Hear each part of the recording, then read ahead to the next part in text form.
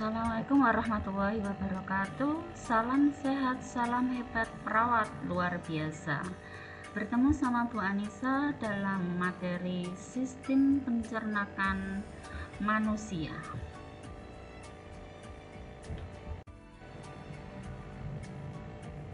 Sistem pencernaan manusia merupakan suatu proses yang melibatkan organ-organ pencernaan dan kelenjar-kelenjar pencernaan.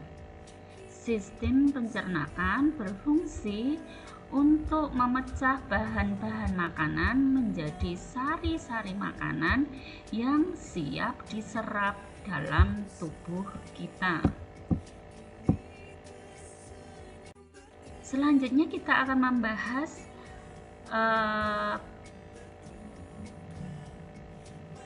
proses pencernaan makanan yang dibedakan menjadi dua. Yang pertama adalah proses mekanis, yaitu pengunyahan oleh gigi dengan bantuan lidah serta peremasan yang terjadi di lambung. Itu merupakan proses mekanis. Sedangkan proses kimia yaitu pelarutan dan pemecahan bahan makanan oleh enzim-enzim pencernaan dengan mengubah makanan yang bermolekul besar menjadi molekul yang lebih kecil.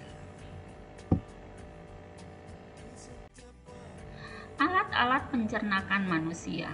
Yang pertama, makanan akan dimakan pertama melalui mulut. Makanan ini mulai dicerna secara mekanis dan kimia di dalam mulut.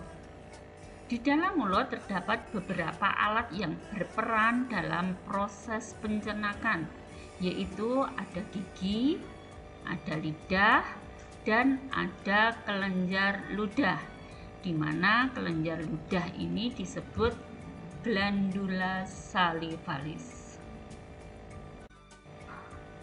Selanjutnya, kita akan membahas gigi yang membantu proses pemecahan makanan dalam mulut.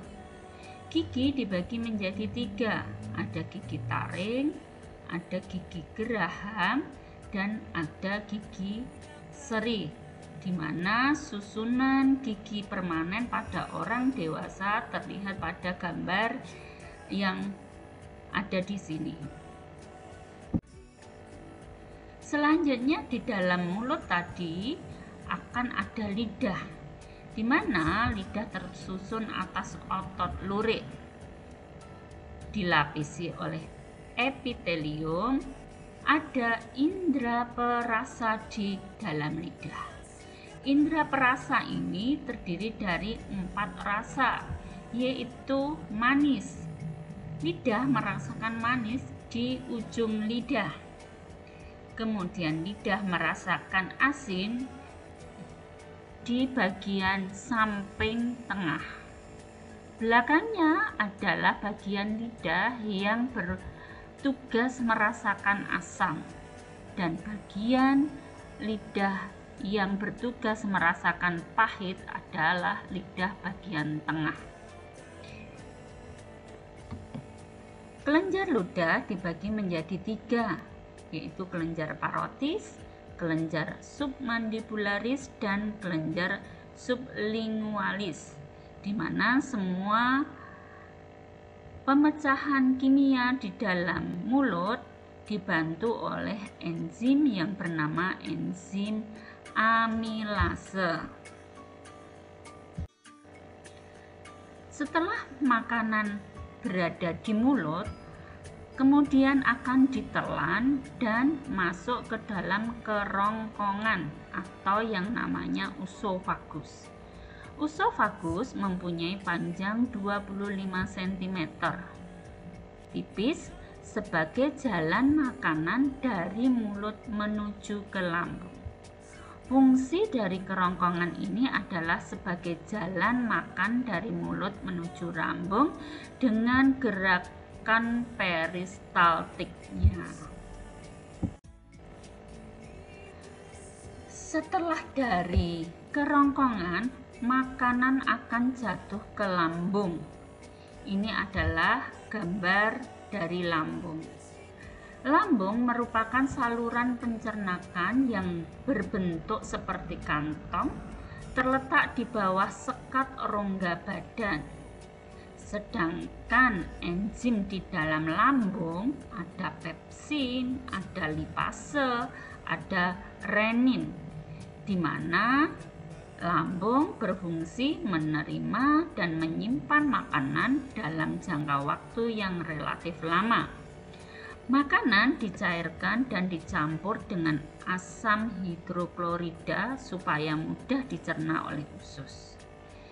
Di lambung pun pencernakan lemak akan terjadi. Setelah dari lambung, makanan sudah dilakukan penghancuran di dalam lambung, makanan masuk ke usus halus. Sedangkan usus halus merupakan saluran berkelok-kelok yang mempunyai panjang sekitar 6-8 meter, lebar 25 mm dengan banyak lipatan yang disebut villi atau jonjot-jonjot usus. Bagian dari usus ada duodenum atau yang terkenal dengan usus 12 jari, yeyenum atau usus kosong, ileum usus penyerapan.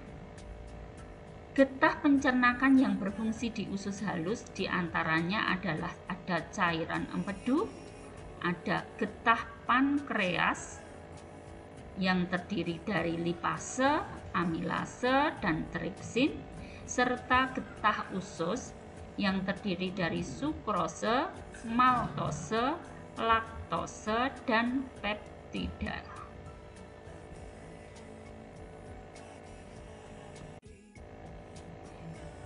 Ini adalah gambar dari lambung dan usus halus. Kita lihat bersama-sama.